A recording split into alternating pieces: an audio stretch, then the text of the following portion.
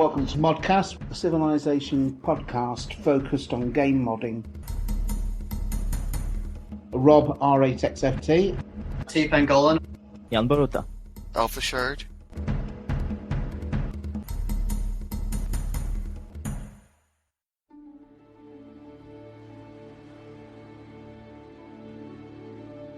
Hello and welcome to episode 67. I'm Scott Dirk, and with me today is Rob, R8XFT. T. Pangolin. Today we're going to be discussing our thoughts on Civilization 6 has come out, and It's been crowning, it's been breached, it's out of the womb. yes, It's been trudging around, it's kind of been puddling around for a week. We've just been kind of observing it, wondering to whether for us to go down the nature versus sort of nurture path. Lovely newborn status, because sometimes it can have that newborn smell and, different strokes for different folks. I got a new car smell. Yeah, it's the new game smell. That smells oddly like infant. That might be new, but we've got the same old boys from the crew to guide you along here on the ModCast. Also, not to be confused with Boys from the Crew, a very famous Boys from the 1990s Cast. boy band. But boys from the cast, I should Yeah. say. Boys from the Cast. This sounds like a boy band from the castaways from Survivor. Well, cutting crew or something. Oh, cutting crew. We also have some questions from the community that we'll be discussing as well today. Our loving and adoring fans have embraced us. Thank you so much. We're not worthy, but We posted a form spring. a lot of their questions were pretty much our questions as well, so it just shows there's some consistency with what people are thinking.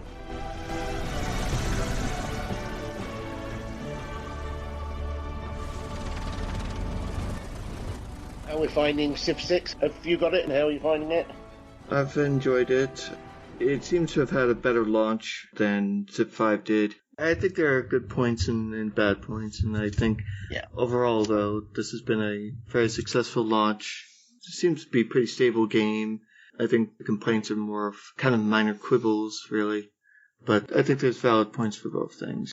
Yeah, I mean, a lot of the so-called mild quibbles do come out of base game ability to do certain things, but you also have to wonder, prior to release, there was a lot of dev presence within the community. I feel like there's been like a heightened presence, which is kind of nice to see Civ expanding to that level of regular discourse within the community, which is quite nice. Like, pretty much everybody I know has talked to me about Civ now. I'm not saying it's like anywhere like Pokemon Go, but Yeah. I think that the difference between Civ 6 and any other Civ that's come before is the amount of the previous Civ's community that want to move on to the new game. You do get a lot of carryover from the I Hate Civ 5 crowd. Yeah. There was all the I hate Civ 5, I'm sticking with Civ 4, I hate Civ 4, I'm sticking with Civ 3, and so on and so forth. And particularly from the modding community, it always seemed like every new Civ came with a brand new set of people doing it, and very few people coming through and moving on to the new Civ. And this is completely different, because this time round, we've got so many people that were experienced modders from Civ 5, really wanting to get involved with Civ 6 and straight away. And I think that's why there's so much focus. Yeah, the people that want modding tools the most isn't the modding community, it's definitely the modders. Like, the modders definitely want to get their hands on it and really sort of pick up this infant child and decide whether or not they want to throw it to the beasts or nurture it at the modders' loving teat, which is completely metaphorical and not physical in any way. I didn't buy a harness from Amazon. They're not in Australia. That's illegal. Despite that, I just cannot wait for modding tools to come out.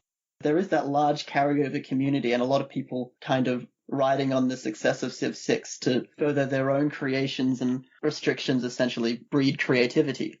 Because of all the hype, because of all the previews, because of just the months of this prelude to the grand sonata that is Civ 6, and that is ridiculously aggrandizing. But at that point, a lot of people have just been waiting so long, not just to play the game, but just to mod the game. I think a lot of people, the first thing they did was try to mod it as opposed to try to play it. Yep. So the modding tools can't come soon, and so you kind of get this huge vocal minority that it kind of has like this teenage angst and this passive aggressiveness that kind of has an aura that permeates other sectors of society. Group uneasiness because they don't know how to improve the game that they really want to improve. And a lot of people are improving it at this stage. It's kind of nice. It's interesting. And also, I think this time round, given that there's a full screen image for the leader, given that there's a circular icons, it would seem, I would think that as soon as those 2D tools become available, and as soon as we can actually import them, people will actually back catalogue some of the Civ 5 stuff and say, even if it's just a filler for now, even if it's just a filler, they'll be able to say, all right, well, Jan, for example, Secretat, they've done such fantastic art. That will be just perfect for the Phoenicians last time, the artwork that Jan did. Why not have it this time? Yes, it doesn't quite match, but we're not going to wait for Jan to bring out an update. It's not fair on Jan, for starters. But that will do quite nicely, thank you very much. So all of a sudden, all these civilizations that were waited for years to be created are being created as soon as the 2D tools come out, I think. I mean, we say that, and that's really fun. You have to kind of wonder what the level of modding tools that Civ 6 is going to produce. I doubt they're going to give us a civilization creator or anything like that. There's going to be, we've looked in the files and there's modifiers. JFD loves to moan about the restrictions of modifiers, and, they present a lot of new opportunities, but obviously there's pros and cons to everything. But the Civ 6 tools haven't come out, and we have heard that although the game rules have changed and it's a lot easier to mod, especially if you're an XML new modder, if you look through the code, compare like a Civ 6 mod to a Civ 5 mod, the difference between how it looks is the Civ 6 code is just quite pretty in a sense compared to Civ 5. I was remembering in one of the interviews that they were doing, they were talking about the lenses, talking about like, this is what we have for now, but if we need to add more, we can. It seemed to be that you could even maybe mod in a lens. That was the implication to me, that it was that open to additions. So even on that level, you can get mods in there where you want a lens. Yeah, we'd hope so. Yeah. I think a lot of this stuff and a lot of these rules and a lot of the UI changes will be quite moddable, which is quite nice. They are. I like the lenses. Those are really useful. The lenses are fine. There's just a lot of things about the user interface that I just don't believe click with the game at all. I think in Civ 5 it was interesting because you had that Art Deco style, which did look very sort of polished, but then there was like an obvious disconnect from the game. Like the game kind of felt like its own separate sort of two different art styles. One was kind of like this realistic, figures on the ground that kind of didn't match with the Art Deco theme of the user interface. So when you have two elements of the game both having the minimalistic sort of Age of Exploration interface, nothing is really sort of differentiating and everything just kind of blends into this kind of bland one. So if you look at like the tech tree, the bars are so far apart and the sections for each text, are very quite long, but there's only a few like icons on them. But there's not any notices of what texts give envoys or what other sort of bonuses you get from mining or different improvements and all the sort of like, so it's like so many things in the game that you just get that you just don't understand. Like there's no explanation of tourism, really. Like there's like a very, very limited exploration of how tourism works. So you can be generating 8 tourism from the ancient era onwards, but you can't figure out where that tourism is coming from. Is it coming from your religion? Is it coming from the relics that you found? Or it probably came from an artifact. Not even then. Like I didn't have any of that either. And it's just like there's so many aspects that you just can't get information from. Like if you forgot what your civilization traits were or your what your unique building does and stuff, you can go and check your leader screen and stuff like that, and that's really cool. You get to see yourself. But at the same time, you can't right click or you can't click on any of your own civilization traits. You have to kind of go through to the Civilopedia and search for it manually and then scroll down and figure out what your traits are, as opposed to just having them on hand really quickly that can be implemented just so easily. And just it feels like for the past year or so, I think on the Firaxis website, they've been looking for a UI designer. So I'm not sure if that's telling or not. I found the Civilopedia pretty quick and easy to look up stuff. I haven't had too much trouble looking up things when I was wanting to know. Yeah, I mean, I'm sure there'll be a moderate, probably working on user interface stuff. But I like the art style. Yeah, art style's good. It's going to be fun to try to replicate lots of I guess it's quite a restriction, but it's good because restrictions breed creativity. So it's going to be good to use this sort of game as a baseline to see how much, modders can improve it to make it. Because, if you look at Civ 5, they had probably like one of the weakest launches in game history. And then it's probably one of the strongest strategy games out there. And then Civ 6 has that potential as well. Yeah, I do find it very different strategy that you need from playing Civ 5. And I feel like there's a lot of things you can do. And Yeah, it's not always that telling. You have to, if you don't know what certain land features will affect your districts, for instance, you might not settle your city correctly and miss out on certain strategies that you need to do to... Yeah, there's just such a wide variety of things that you can do, but none of them feels balanced. I thought it was interesting that they chose Harald Hardrada to be the leader of Norway and not the Viking. Norway has never been an official Civ before, so are we going to get another Norwegian leader? Maybe somebody a bit more modern.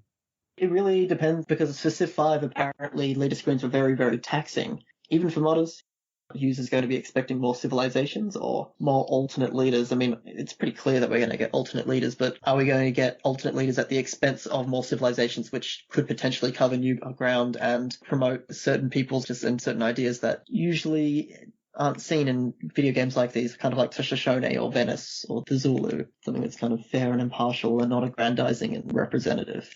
Yeah. I mean, we did get 3 civs that have never been in Civilization before in this first initial vanilla version, because Norway is unique. It hasn't been there before. Yep. Congo's not been there before. Scythia's not been there before. So that's... There's a lot of interesting controversy surrounding the Congolese civilization. I find interesting. It'd be interesting to hear your thoughts on it too. Basically, it's like we have this fantastic pre-colonial African civilization, the Congo, and it's something that people have wanted for ages, but a lot of people are questioning the fact that their leader's unique ability is that they can't found their own religion. In fact, they need a Western religion to kind of tell them how to do things. And sure, it's a really cool gameplay mechanic to let other religions sweep over your civ, but at the same time, having that as the only pre-colonial African kingdom and have their ability to be influenced by Europeans can be seen but have a lot of, questionable implications from the community. Are those people reading into it too much, or are Firaxis just kind of not really caring about the fact that they do have power when representing these cultures and civilizations that people find very easy to mock? Well, I do think they have a social responsibility, because we saw that last time with the Native American civ that they didn't put in.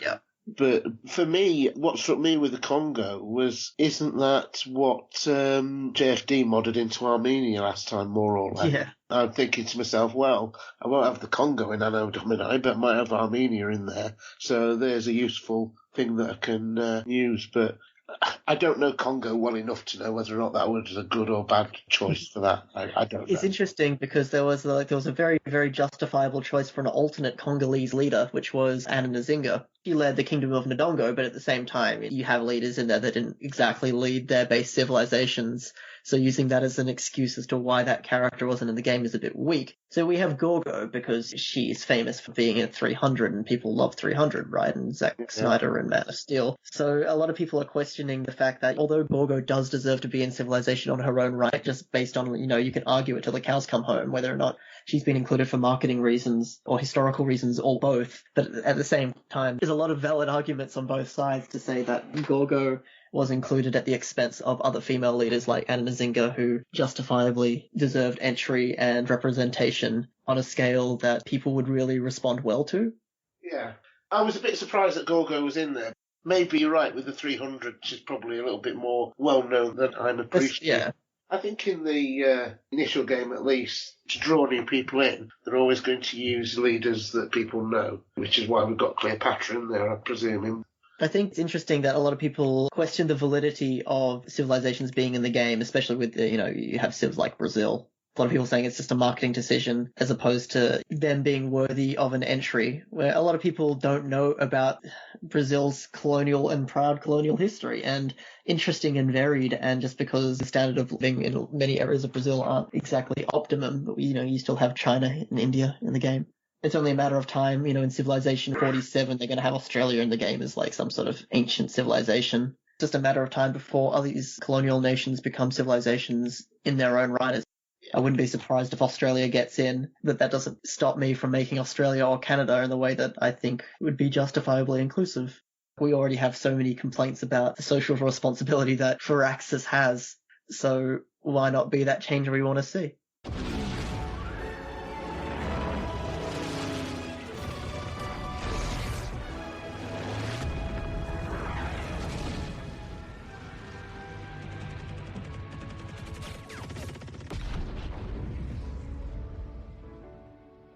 These modifiers that GFD doesn't like I like them because if I put in a building, let's say, for example, I build a dyes merchant, and what it has to do is see whether or not there's any instances of dyes in the city limits. And if so, it'll get a bonus for the dye merchant. I would have needed to rely on somebody like JFD for some lure for that, but the modifiers actually do all that and check all that for you. So that is a big bonus. Yep, I think the XML modder this time around is a lot more powerful. Granted, they know how to wield their newfound anime powers. And the fact that Deliberator's already got going with some human units, that's going to be great. Yeah, because finding 3D modders was pretty much the hardest thing in Civilization 5. The number of people, not the level of people, but the number of people who were doing Civilization 3D art were kind of minimal. So in order to do unique improvements, you kind of had to rely on other people in order to further ideas or concepts there. Because a lot of things were dependent on 3D art, and a lot of the times a lot of things that you want to represent aren't going to be available because you just don't have access to that art. But with Civ 6, there's a lot of new people going to be in the community once they see the level of modding is out there and what people are doing with the mods. But you worked out what Deliberator's doing, right? It's not actually doing the 3D it's not actually as such. On multiple levels, there's just like all these new people within the community, but you can just create your own models on the fly quite easily because somebody's going to create, or Firaxis is going to release a utility program which allows you to create your own units in a very simplistic way. Yeah, essentially you can say, right, well, we'll have a Greek swordsman's sword and a Roman hat and the tunic from a Viking or whatever, and just sort of fit them all in. That's how that works. I'm going to be looking forward to putting female heads or putting some female bodies with some warrior units for the Vietnam Trong Sisters civilization that we're going to be doing first with Civ 6. Yeah. And also, one thing that we're asking was, these units look very much like Civ 3 units, if you look at them individually, potentially a similar size. So it depends on the tools that Firaxis come out with. I don't know if you're around in Civ 3 days, but there was Utah Jazz 7 and Kimboat who did a lot of add-ons for the Paper Doll character. And it's quite possible that those objects that they made would be able to be put into the Civ 6 unit. So, correct me if I'm wrong, but it didn't Civ 3 only use sprites for their units? Like, they had 2D sprites, but a lot of the times that the way that unit creators made these sprites was to create separate poser models or separate models in different programs.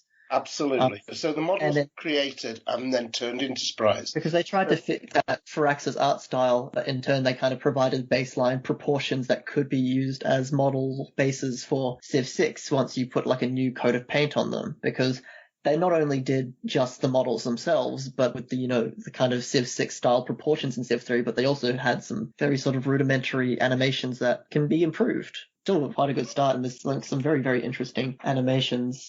But even if it's just the objects that we can import, we've got about 100 or more objects there that are just waiting to be used, if they fit, waiting to be seen. But basic togas, basic weapons from all different ages is there, and it'd be great if those could be utilised again.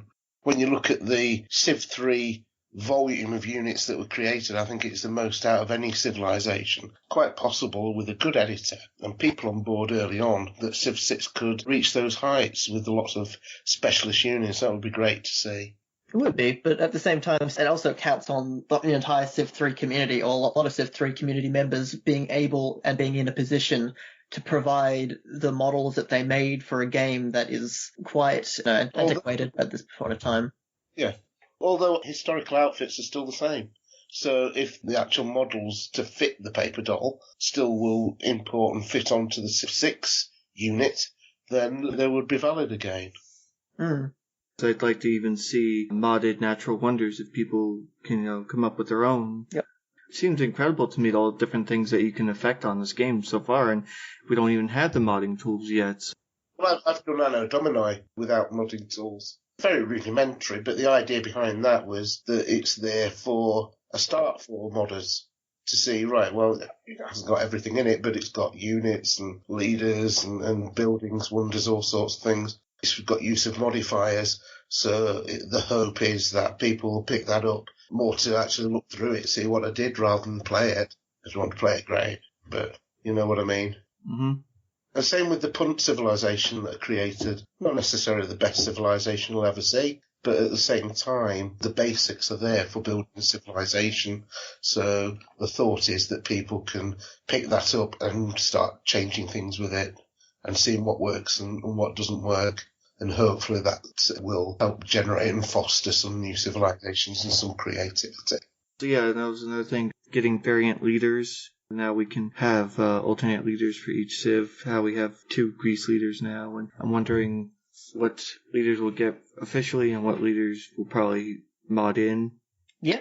I mean, it's a very interesting question because a lot of modders kind of don't like the thought or the prospect of doing a really nice mod, and then because it is the obvious thing to do, that of course that somebody would do a Franklin D. Roosevelt sort of mod, and then Firaxis might do something similar.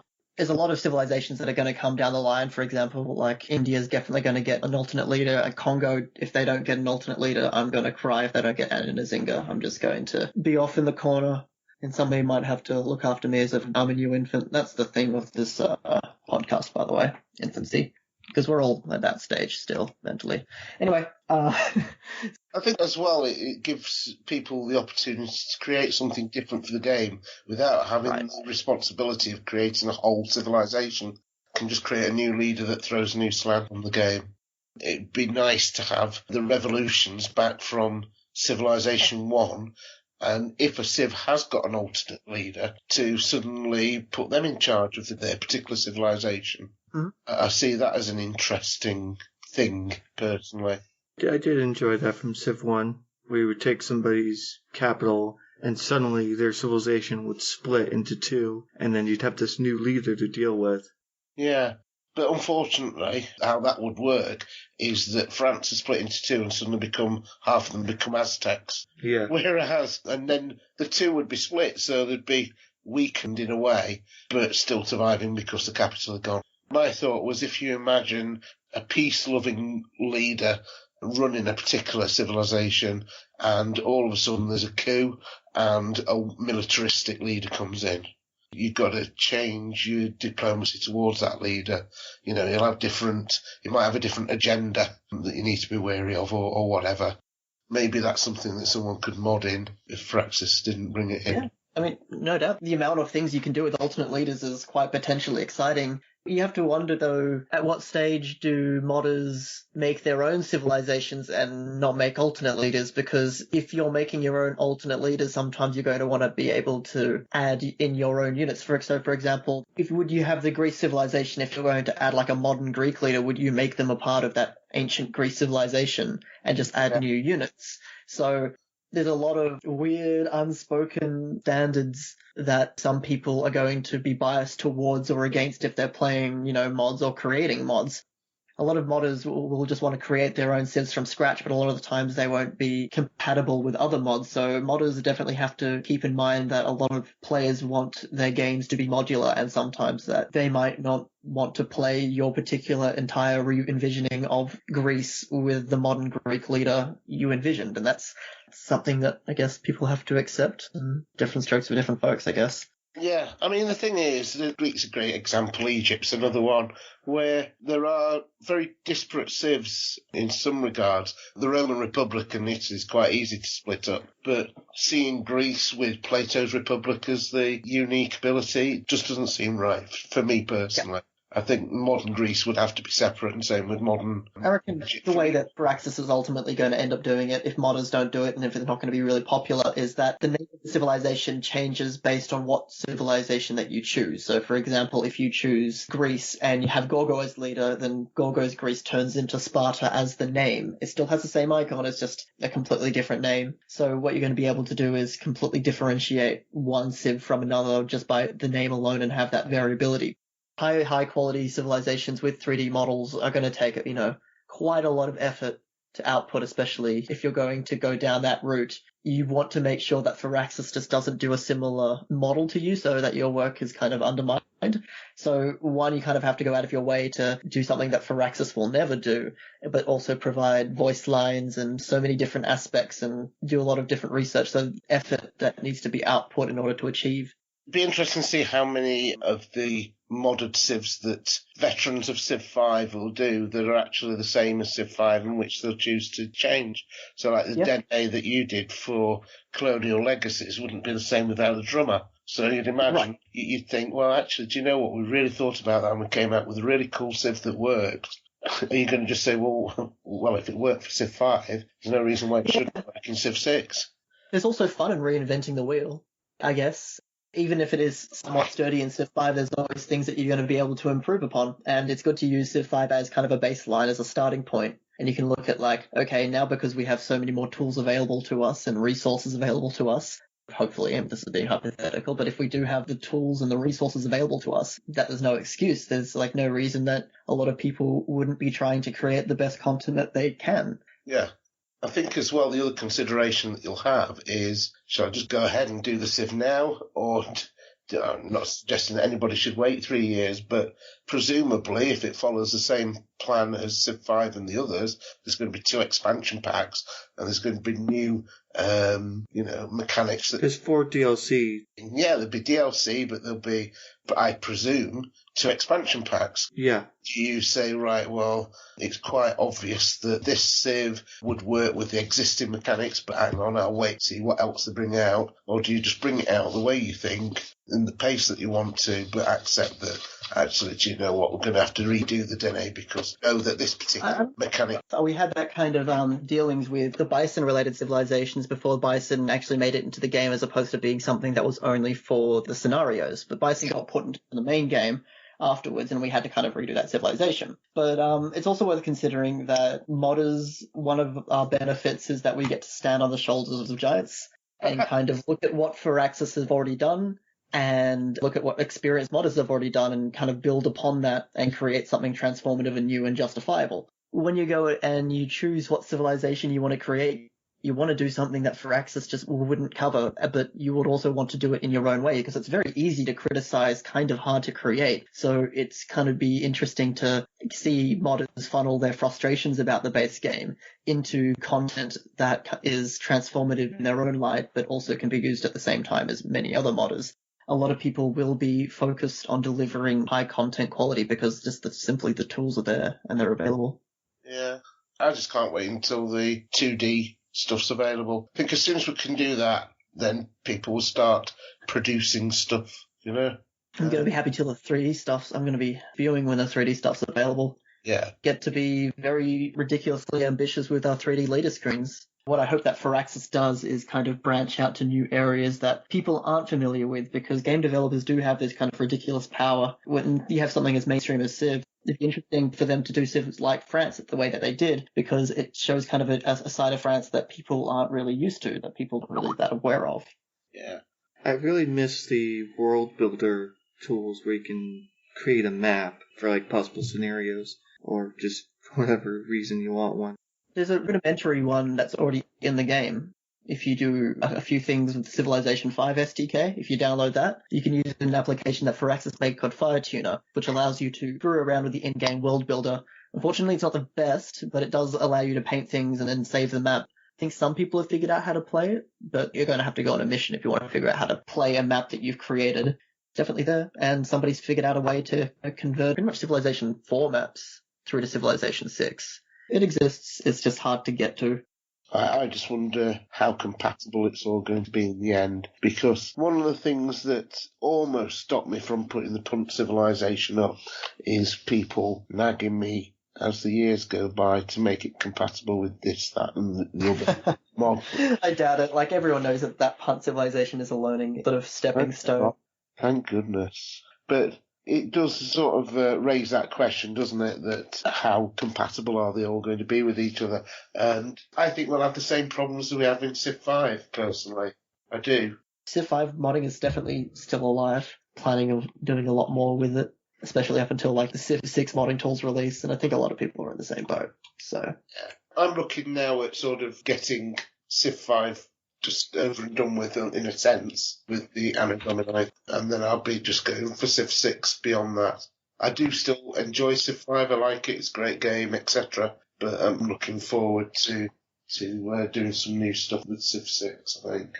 It's going to be my focus from now on. Definitely.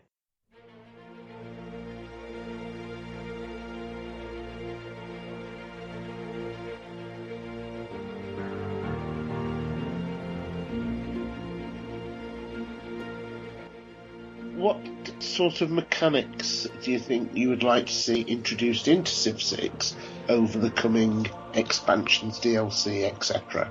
I'd like to see satellites, the satellite layer from Beyond Earth. I enjoyed it, and I think we can do that in the modern era. That would add more for you to do in the modern era, as well as the late game, because I know some people feel like they're just clicking end turn. So if you had satellites that could help you get information or, other functions, I think that would be fun. Yeah. One thing I did notice about the game when I was modding it was that there's no buildings to build in the last area at all. So as a builder, it seems like buildings weighing out, sort of filter out over the last 2 or 3 eras.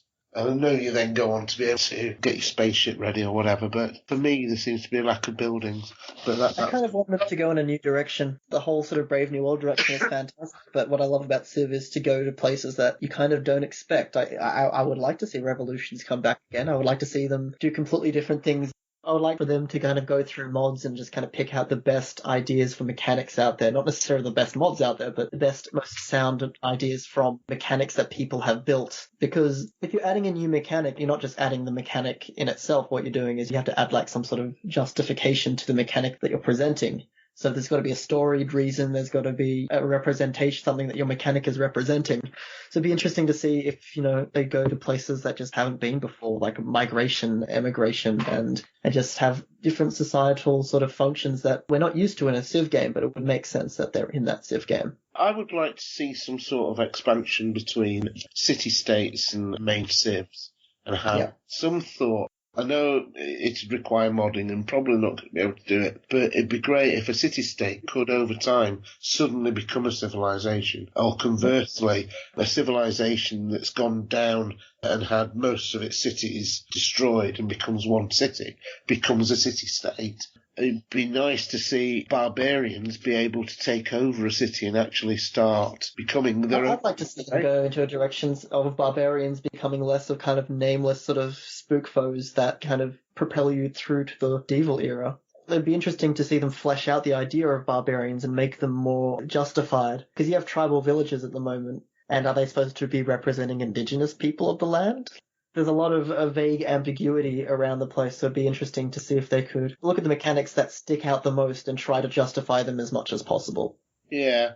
Yeah, actually, something I would like as well is permanent alliances for multiplayer. So you can end a multiplayer game with, a teammate or something. I think we could use that again.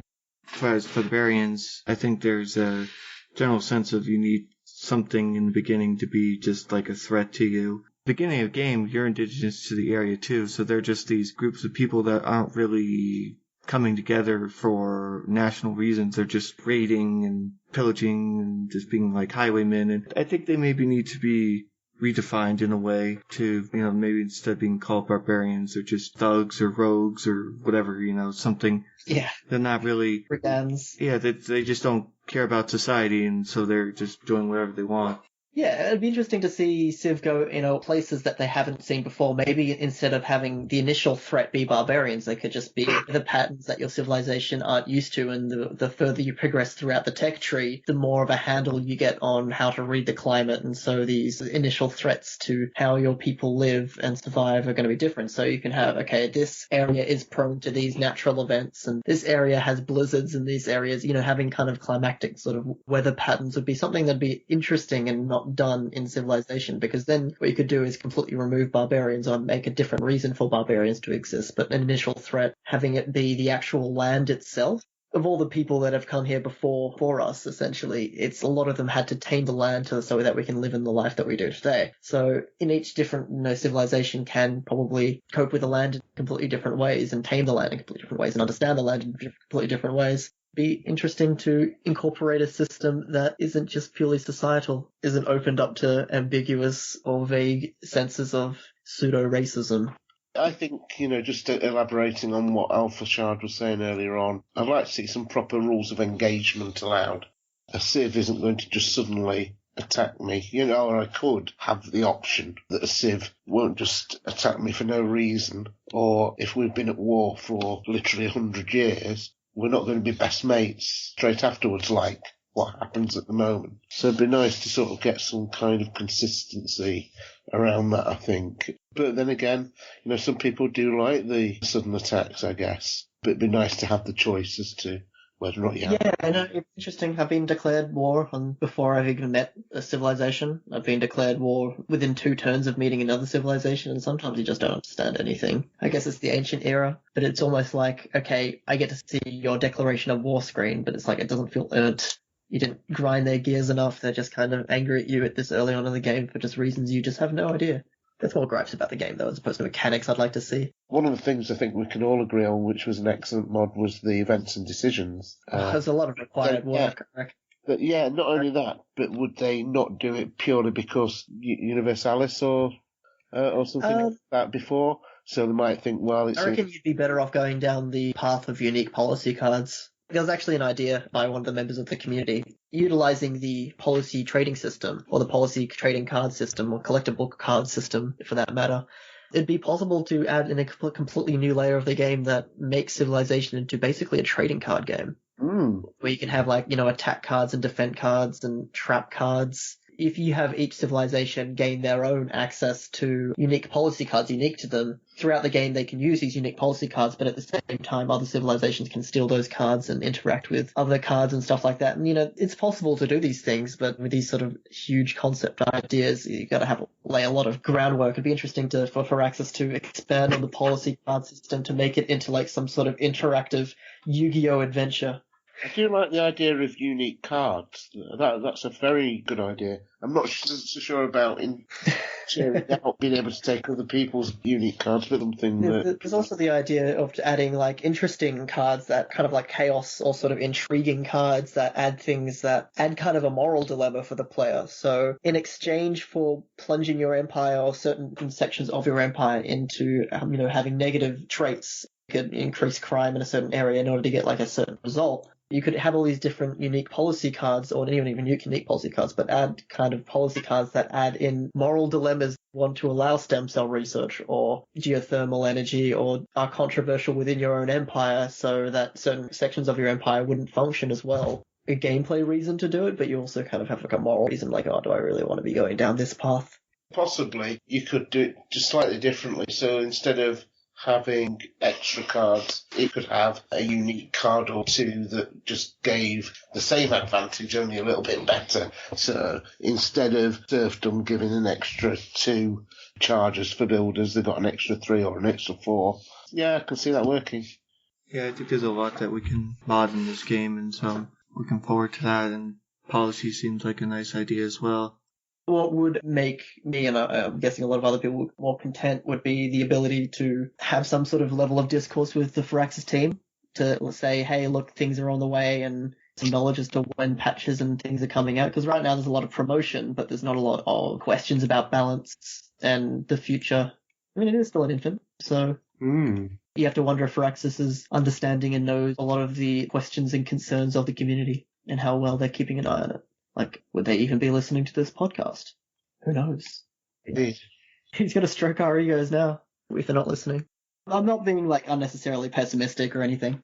There's a lot of concerns out there. The potential for a bright future, but at this stage it's still potential. There was potential for Civ 5 and it blossomed into this beautiful red flower, which is not euphemistic in any way. But Civ 6 hasn't bloomed yet, so we don't know the direction. And I think that lack of discourse is making a lot of people uneasy. I mean, I'm speaking in hyperboles here, but it's a thing. It's definitely a thing. It's out there. How would you feel if Firaxis said we're not going to create Mod Buddy this time? Just upload it. Just edit some XML files, add your art, and chuck it on. I don't think that's feasible in any sense of the word, because Firaxis knows and loves mods themselves. I mean, they know it looks really good if they treat their mod as well. But also there's, a certain amount of respect that they have for modders, and they realize that the community does do things to further the creation and purchases of their games. So, modders do increase longevity, in a sense. Yeah, but I mean, going back to what I said, I created the Anno Domini, although it be a very basic sort of mod, without any tools. And it actually worked, and I didn't mind doing it that way.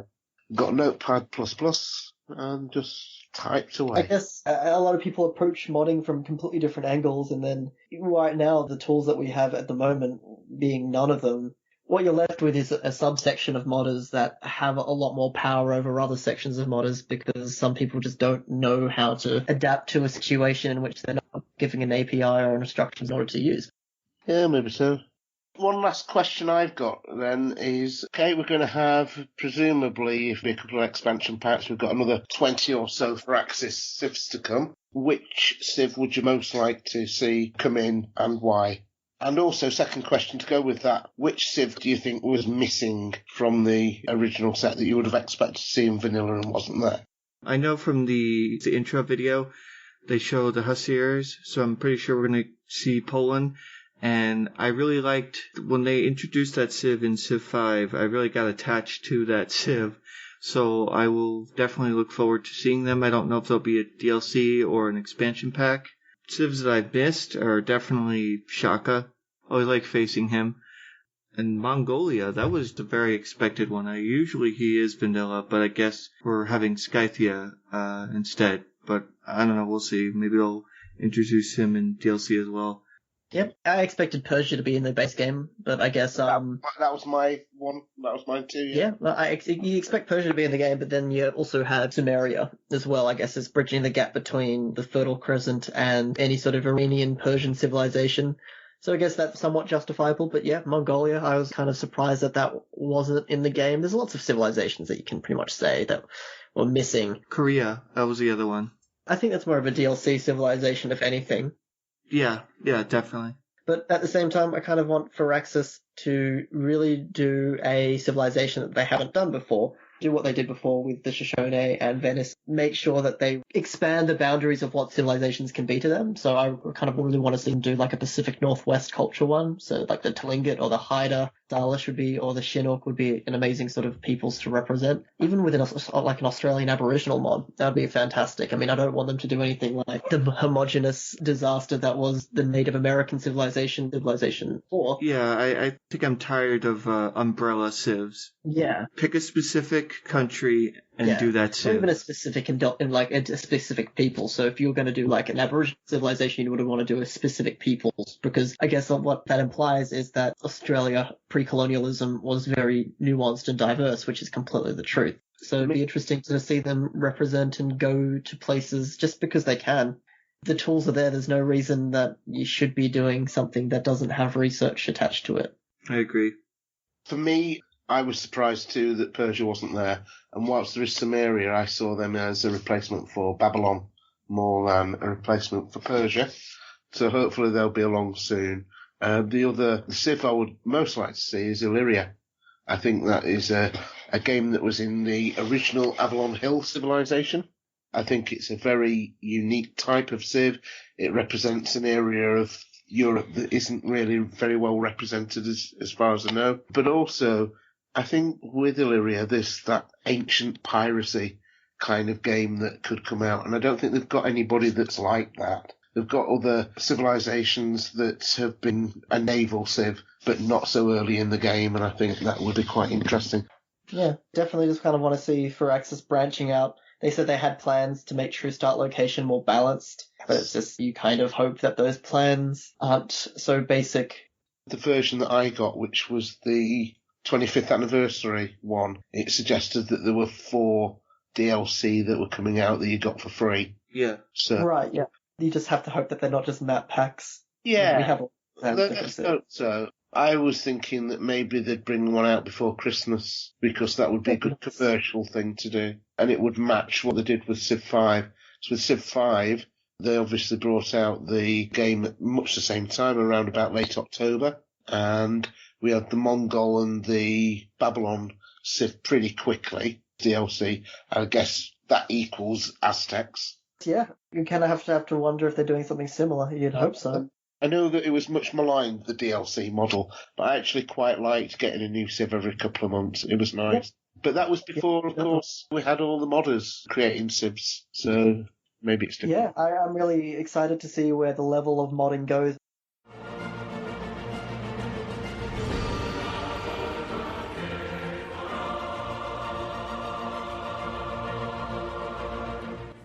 How long before we see a Battle Royale in Civ 6, I wonder? We've already figured it out. We're already creating it. the autoplay functions are very sort of rudimentary, and in Firaxis' stream they had an autoplay function where it kind of went around to different battles, but unfortunately we don't have that ability, and there's only 19 civilizations. So what my initial plans were to just make, a whole bunch of copies of the Punt Civilization mod, and just rename them and recolor them, and just put them around the world and see what would happen. It was relatively successful. I wouldn't call it a grand success, but I just don't have the compute power in order to pull something ridiculously that well off. It's definitely possible. I think most of my hours in Civ 6 have been running AI games as opposed to playing the game, trying to understand how to deliver something that is quite watchable. I like the music is really good, and it's nice to hear, Sean Bean narrating science text. Sean Bean and also the lady that one of the advisors, they're both from Yorkshire, or got a Yorkshire accent, so maybe I can voice some of my own tech things for Anno Domini and not be too far away. Thank you for joining us for ModCast episode 67. With me was Rob R8XFT. T. Pangolin. This has been a really good episode where we discussed the Civ 6 release and the mod capabilities. Thank you, goodbye. RIP. Bye.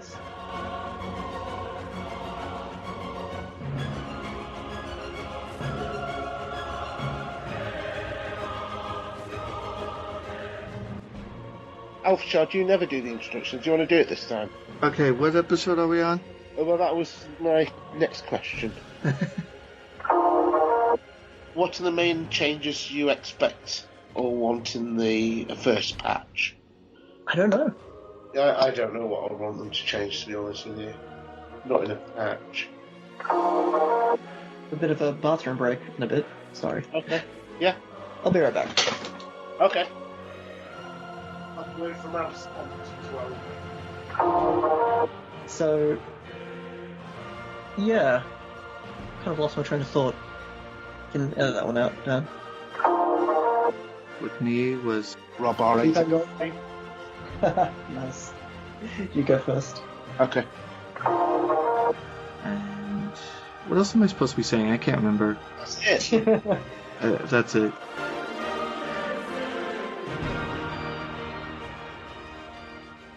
It is the nature of humankind to push itself toward the horizon.